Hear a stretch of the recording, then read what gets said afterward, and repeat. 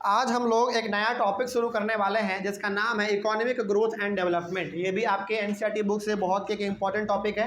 हालांकि topic important है लेकिन बहुत ही छोटा सा है, लेकिन ये बात बहुत ही बड़ा करता है ना। तो बहुत ही गहराई से हम लोग इसको समझेंगे क्या क्या इसमें लिखा हुआ है। इसमें बेसिकली हम लोग ये देखेंगे कि कोई भी कंट्री का जो इकॉनमी है, यानी कि जिस कंट्री का जितना बड़ा इकॉनमी है उसका ग्रोथ कैसे होता है, डेवलपमेंट कैसे होता है। इकॉनमी का मतलब एक कंट्री का जिस कंट्री से लेन देन है, ट्रेड है, व्यापार है, जो भी लेन देन है वो किस प्रकार से ग्रो करता है या फिर वो किस प्रकार से डेवलप करता है, इसी के बारे में हम लोग आज यहाँ पे पढ़ेंगे।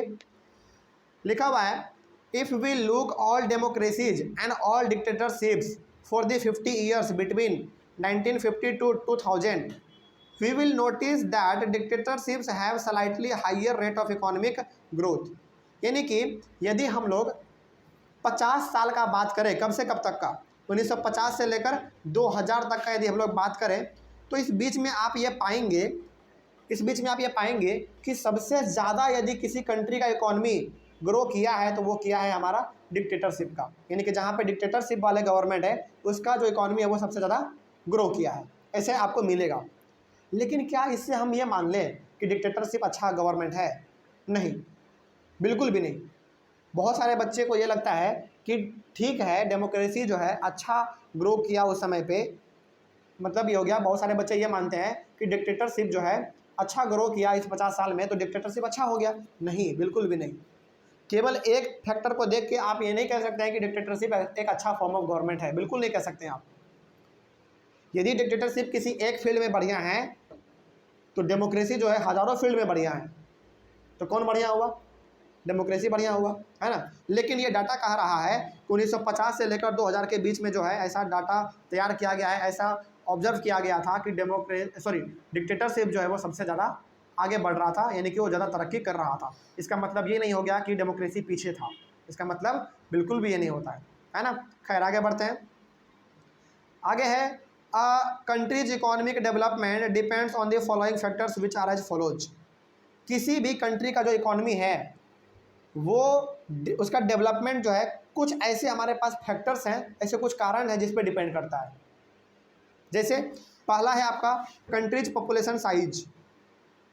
आपके कंट्री का पॉपुलेशन कितना है, कम है, ज़्यादा है, इसके ऊपर भी आपके कंट्री का डेवलपमेंट डिपेंड करता है ना। जैसे बहुत सारे कंट्री ना, यहाँ पे हम थोड़ा सा बात करना चाहेंगे। बहुत सारे कंट्री को ये लगता है कि पॉपुलेशन ज़्यादा है मतलब कि कंट्री जो है डेवलप नहीं करेगा। ऐसा कभी नहीं होता है।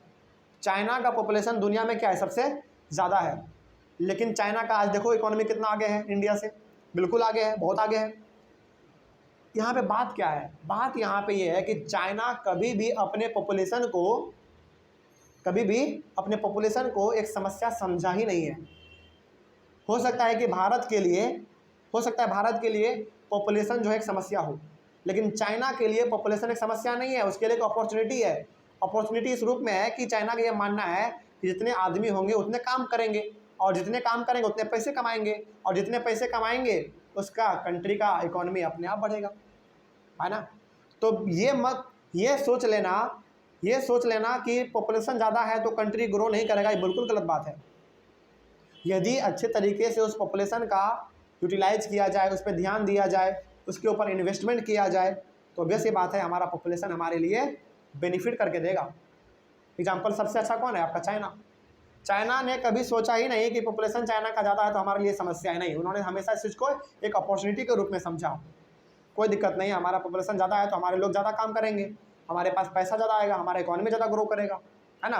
तो आपके कंट्री का पॉपुलेशन क्या है ये भी इसके ऊपर भी डिपेंड करता है कि आपके कंट्री का जो ग्रोथ है वो होगा कि नहीं होगा, ठीक है। उसके बाद है दूसरा countries global situation. Global situation का मतलब ये हो गया कि आपका जो है क्या स्थिति है बाकी कंट्री के कंपैरिजन में, आपके कंट्री का क्या कंडीशन है, आप आगे बढ़ रहे हैं कि नहीं बढ़ रहे हैं, इसके ऊपर भी डिपेंड करता है। ग्लोबल सिचुएशन का मतलब ये हो गया कि पूरे दुनिया में आपका क्या स्थिति है, बाकी कंट्री के कंपैरिजन में आपका क्या स्थिति है, आप सबसे नीचे हैं, थोड़ा बहुत ऊपर हैं या फिर बीच में हैं, ये भी डिपेंड करता है ना। आगे है countries cooperation from other countries. मतलब ये कि आपका कंट्री जो है किसी दूसरे कंट्री से कितना ज़्यादा मतलब रखता है। ज़्यादा मतलब रखेगा तो ज़्यादा ग्रो करेगा, क्योंकि ज़्यादा लेन देन होगा पैसे का, गुड्स का, सर्विस का, और आपका इकोनॉमी ग्रो करेगा, है ना। तो एक कंट्री का दूसरे कंट्री से कॉपरेशन कैसा है, अच्छा है, बुरा है, इसके ऊपर भी ये बात डिपेंड करता है।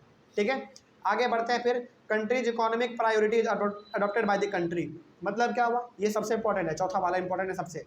ये इसका मतलब ये हो गया कि एक कंट्री में किन किन चीज़ों के ऊपर सबसे ज़्यादा प्रायोरिटी दिया जा रहा है। प्रायोरिटी दिया जा रहा मतलब क्या, कि ऐसे कौन कौन से प्रोग्राम है, ऐसे कौन कौन से पॉलिसी है उस कंट्री के अंदर जिसके ऊपर फोकस ज़्यादा किया जा रहा है। ऑब्वियस सी बात है, यदि ऐसा प्रोग्राम है, ऐसा पॉलिसी है जो कि आपके इकोनॉमी के ग्रोथ को बढ़ा सकता है, तो उसको एडॉप्ट करने में क्या बुराई है भाई, कोई बुराई नहीं है ना। तो वही बात यहाँ पे लिखा हुआ है कि आपके कंट्री में किस प्रकार के पॉलिसी को प्रायोरिटी दिया जा रहा है, ज़्यादा महत्व दिया जा रहा है, इसके ऊपर भी डिपेंड करता है कि आपका कंट्री का जो इकोनॉमी है वो ग्रो करेगा कि नहीं करेगा। बात समझ में आ रही है। चलो, ये हो गया हमारा पूरी तरीके से economic growth and development topic को समझने के बारे में था, हम लोगों ने समझ लिया है, कोई समस्या नहीं इसमें। चलो, अगले वाले क्लास में हम लोग अगले वाले क्लास में डिस्कस करेंगे reduction of inequality and poverty. ठीक है, चलिए मिलते हैं अगले वाले क्लास में। Thank you very much.